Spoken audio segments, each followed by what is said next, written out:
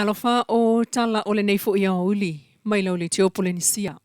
O lo au mai pea le fautuanga mai matanga luenga le soifua maloloina. Ia whaata ua le tuma malau tele wha mamanu fuanga. O lo tau tufua ile namu. Ia tuu i titi ai le sitia pea o le aafia ai o le atunuu. I le whamai o le fiwa po naivi po le tenki fiva. Peitai o lo whamawina pea le sisi pea ilunga o le au whai o le mamalo le atunuu. E whamaonia le aafia i le whamai o le fiwa po naivi. Mai i whamaumaunga le matanga luenga o le soifua maloloina. E silia ma le tolu se lau le au whai o tanga le atunuu. Lea ua whaamaonia le aafia i le whamai. Mai la vai le masina o Januari le tausanga le ne. E tolu se lau 5 sulfitu tangata ua whaamaonia le aafia. I te tolu lava o le vai aso. E toa se lau ma le whale au whai o ngase e whaamauina e le matanga luenga. E pei ona whaamaonia ai e le matanga luenga o le soifua maloloina. I la tau o lo pepesia i le whamai. E pei lava o lo mātele i whanau la iti. E lua se fuluanga i lalo tausanga le mātutua. Balu se fulua paseni le au whai o lo o aafia. Ae ua whaamauina o whanau ia o lo o au mau i nei upolu. Mai i le awhai numera o le 5% o ali. Ae 5% o lo e ili tūpau ta mai tai. Ma o le 5% la o i la tau nei na aafia. Na tawhia i matotua, ma ua whaamaonia le manuia matoi tetea i tua. Mai le whamasinonga i mulinu ui le asonga fua lua sultolo i uni, lua o lua le mana toe fo i atu le ali leo leo ia Jordan Sale. Ma video lea na polo ia i le whamasinonga i le sfreile taluai, e avatu ata sa ta ua ilana mōli mau. O le video sa whaali o le van lea na savali atu ia i le taifau ma tātalo na siusiu. O le ata leo le van, sa ulua i whaali leo leo le lua o lua tasi o maa salomia na la vea aitu au maletino. Peitai, i le mole maua Jordan Sale lona talitonunga, a mawane le van lea o le taavale tonu lava lea e manatu na la vea aitu au. O le taifau na tata ane le siu i le sasolo le muatu o le van, e manatu Jordan sa tele sana mea aina maua mai lalo le van. Peitai na tawatu ia le loia a Samuelu. O Samoa lava ia e tele taifau e mulimuli ta vale. Mai lea i fo isa sila fia whaapito o le ali i leo leo, e na te ilo ai a mio ngā mea ola. Ai tali Jordan, o mea umana e tatau o na iloa e le tangata sue. Na ia to e tatai ane fo ile mta upua fōma i saina, na va ai i le ata o manu anga o tu au, whaapea o se ta vale maua lalo na la vea ai, peitai. O le namana tu o fōma i saina, e o mai ua uma o na teu tu au, e le e iai peva ai fōi i le whaalavlave, ma e le ai fōi ni wha maumaunga, po salato li poti na whaia, ma avane i le wha amasinonga. Inisio tala na o le wha solonga o mōli mau, i le sunga le ala i pule rimoni a yafi o lo tua i ai videos o wha tala noanga a Samuelu i lunga o le Facebook.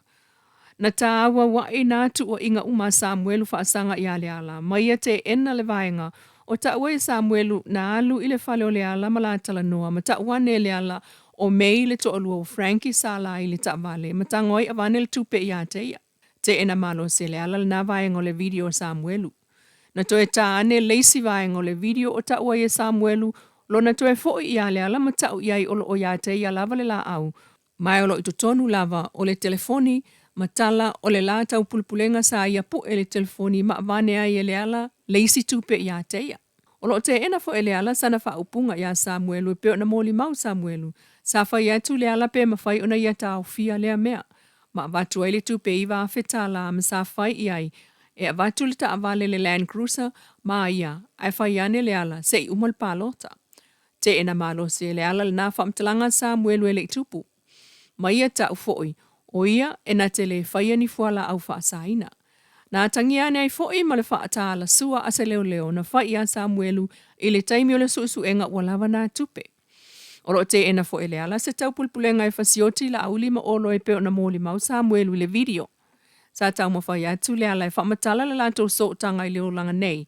Ma whai pule ia olo ma la auli pe ta in ta uatu ia i le lo ia Samuelu e le se so tanga o nā me tala no ane ai le ala. Ma toe ta ane ai leisi foi video. O le lea ane ai ilunga le lu ia Samuelu ia le ala e alu atu la te o le whamsinonga. O le whana na avantu ia te ia e lua kilipa na whaatonua ia e whana leisi tau me sina. Ai o leisi e whana le Robert Louis e whai ei functions e mawai. Te ele ala e le itupu lava le nā tala noanga ma Samuelu. Ai i le lua olua tasi sa maona ane ai tala o le hit and run o le van ma ia. Mai na tele i mana tua lava sava ai mua ia Samuelu. Ai ele tangata whaapea sa alua tu ia iulai. Ina mua ia whaamatala atu e whainga luenga ia e sau. Na ia mana tu ai loa fōlinga ia. Ma whaawa waile tala leala. Na whai mai loa ngā lue ia e sau, whai mai o ia e fia tala noa i le otio tu au. O le taimile nā sa ia tulia ese ai loa malona whale e alu i leo leo. Peitai, na te ena e leala e le aisa na ta vale Land Cruiser o le luafe suluiva sa la vea ai lo nā tali i avele insurance ma le loa po o fea ua o ati ai nā ta vale. Peitai o whaamtalanga umaleala e peo na ia tau tu sa whaamaumau uma i ana whaamtalanga i leo leo. Na tu atu iai e le lo ia Samuelu e le ai mani whaamaumau ngā leo leo. O mauane i le whaila lo ia leo leo. Whaapena fo i a la tau. Ma ia whaamtala i e tele tangata o atu i lona whale awa o ia o le whaipule. E matala lona whale i tangata o atu mo le sosoani. Ma e nate le manatua umatangata. O vaenga umalava o lo o ta uailunga. Sa atu i fesili ai le ala e lo ia Samuelu. Ma ia te ena umalava le sao o tua inga oilunga o le video. Peitai. E le ai mani wha maunga wana whaamtalanga. Ma ia ta uatu i lo ia o ia o lewa o na whaatali le asol whaamsinonga. Se i whaamama lo na ingoa. Ma le whaama ina o lo na ainga. Ai o ia ele ialu i le whaamsinonga e tali is a hit and run. A wa kilia lava lo na ingoa i le lua olua tasi su e ngā leo leo. Peita ina tele i fia tali ina le fasili. Pe na alu e whaatu ese ma ave se tupe i le aingo tu au. E ina ua fasili ngia le ala e KC Richard. Po la nafsosoani na mafuai o na moli ala auli ai tali le ala na o le whaatasi lava o na alu i leo leo.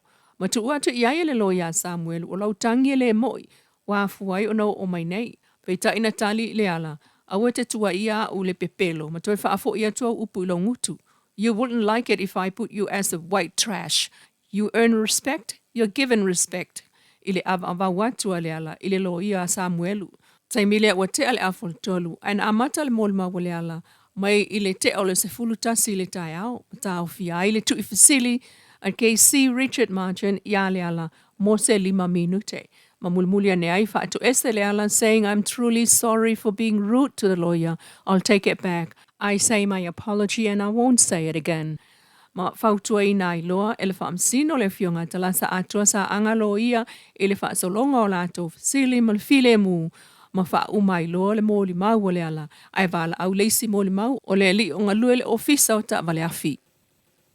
Inisi o tala e ono sulfitu, sui ua wha aulfale aloa ia le ofisa o leo leo, whale pui pui mto e fuata i ngale mai ai, o le wha tautonga sa whaia i le tai au, i le wha amsinonga wha aitu malo i Samoa. O nisi au leo leo fau, i le lua sulfitu tamaita i mali e to fast fulolo avea nei ma leo leo, wha atasiai mali e lua se fulu leo leo to i fuata ina. I lumo le fionga il whamsino ma tautia leo ta Raymond Schuster, na whaiaia i latou na wha aululu iai, a latou tautonga o le tautua ma wha ailonga ina ai le amatanga o latou ngā luenga wha altula whono.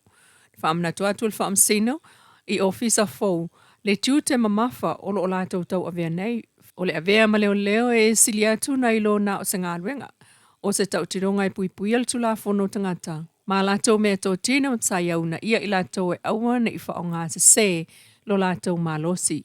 Sauno fo i leli i whaaton sili a soa junior wa alotu e whaaftaia le fionga leli i whamsino, i upu wha malosi ma ia wha amnatu atu, i le au ofisa i a whaia pēle mea tonu ma ia wha mua mua le atua i mea umalatou te whai. O le aso whareile aso whao iu lai, o le a whaia i le sauninga o le whaau unga o sui fo i mota o le Police Academy ta whaingata. Tala nao leo uli mai lau le tiopole nisia.